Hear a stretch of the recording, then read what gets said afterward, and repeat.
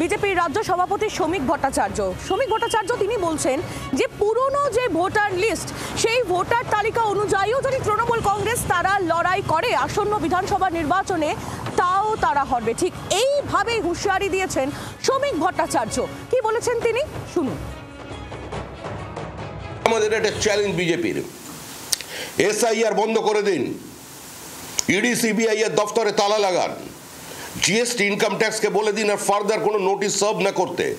2025 সালের যদি ভোটার তালিকা নিয়েও তৃণমূল কংগ্রেস নির্বাচন করে তারপরেও তৃণমূল হারবে। তৃণমূল হারছে এবং তৃণমূলকে কোনো শক্তি রক্ষা করতে পারবে না। শ্রমিক ভট্টাচার্যের এই বক্তব্য সামনে আসার পর পাল্টা কটাক্ষ রাজ্যের মন্ত্রী ফিরহাদ হাকিমের। কি বলছেন তিনি শোনাবো। নাচতে না জানলে উঠান বেকা।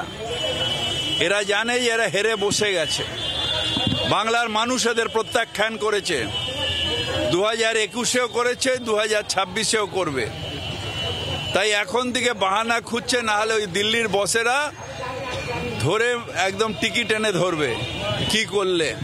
তাই এখন থেকে এইসব বাহানা করছে। বাংলার আওয়াজ, বাঙালির আবেগ, জি 24 ঘন্টা।